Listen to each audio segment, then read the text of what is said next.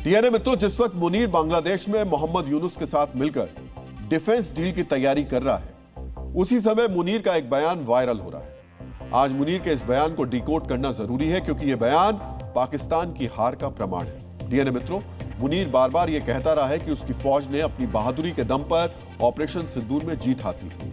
मुनीर यह झूठा प्रोपेगेंडा फैलाता रहा कि मई के महीने में हुए टकराव में उसकी जीत हुई, लेकिन अब आखिरकार मुनीर ने सच्चाई बयान कर दी है। आसिम मुनीर का एक बयान इस वक्त काफी चर्चा में है, जिसमें वो कह रहा है कि ऑपरेशन सिंदूर के दौरान उसे अल्लाह की मदद मिली। मुनीर इस वीडियो में बता रहा है कि उसने अल्लाह की मदद को आते हुए देखा, उसे महसूस किया।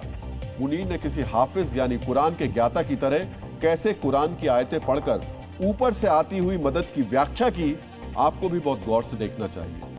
मुनीर ने अपनी बात पर वजन डालने के लिए कुरान की सूरह अल इमरान के आयत नंबर 3/160 की मदद ली, जिसमें कहा गया है कि अल्लाह अगर आपकी मदद करता है तो कोई भी आपको हरा नहीं सकता। डीएनए मित्रों, ऑपरेशन सिंदूर में पाकिस्तान और मुनीर की फौज की जो हालत हुई, उससे साफ है उसे कहीं से कोई मदद नहीं मिल रही थी। हाँ, चीन और तुर्की जैसे देशों ने मदद के नाम पर अपने फूके हुए हथियार मुनीर को जरूर दिए, लेकिन यह मदद भी मुनीर के काम नहीं आई। डीएनए मित्रों, अगर मुनीर की मदद वाली बात को सही मान भी लिया जाए तो यह सोचिए कि अगर अल्लाह की मदद के बाद पाकिस्तान में भारत ने इतनी तबाही मचाई तो मदद ना मिलने पर उसका क्या हाल होता।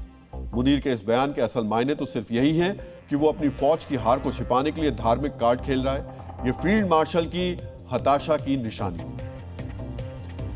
डीएनए मित्रों, मुनीर एक नहीं मल्टीपल फ्रंट्स पर हार का सामना कर रहा है और हर बार वो मजहब को ही ढाल बनाकर बचने की कोशिश कर रहा है। डीएनए मित्रों, मुनीर के बदन पर अगर वर्दी ना हो तो कौन कहेगा ये किसी मुल्क का चीफ ऑफ डिफेंस फोर्सेस है। ये मुनीर की मजबूरी है कि इस्लामी रियासत, जिहाद, फतवा और हदीस जैसे शब्दों का वो सहारा ले रहा है। डीएनए मित्रों, 45 सेकंड में मुनीर ने यहां जो कुछ भी कहा उसे हम आपको बहुत ही सरल भाषा में अब समझा देते हैं।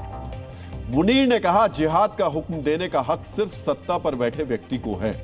मुनीर इस बयान के जरिए तहरीक तालिबान पाकिस्तान यानी टीटीपी को चेतावनी देना चाह रहा है, लेकिन मुनीर की बात का सीधा मतलब तो यह भी है कि पाकिस्तान की फौज जिहादी फौज है और पाकिस्तान फौज का हर मिशन जिहाद है। मुनीर ने अपने बयान में यह भी कहा, जिसके हाथ से किसी और मुसलमान का नुकसान हो वो मुसलमान नहीं है। मुनीर इसके जरिए अफगानिस्तान को गुनहगार बताना चाह रहा है, लेकिन एक सच यह भी है कि मुनीर के ऑर्डर पर पाकिस्तानी फौज न जाने कितने मुसलमानों की जान ले चुकी है। तो क्या मुनीर खुद सच्चा मुसलमान नहीं है? मुनीर ने अफगान तालिबान से कहा कि टीटीपी या पाकिस्तान, इनमें से किसी एक को चुनो।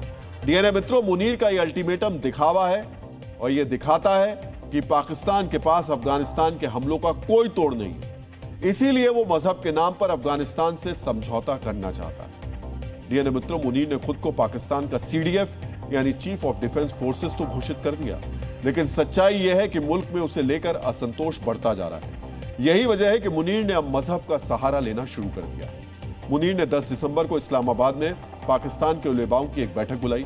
इसी दौरान उसने ये बयान दिए और इन बयानों के हिस्से को अब एक एक करके पाकिस्तान के टीवी चैनल्स पर प्रसारित किया जा रहा है। लेकिन सवाल उठता है कि आखिर ऐसे प्रोपेगेंडा के सहारे मुनीर कब तक अपने तख्त को बचा पाएगा।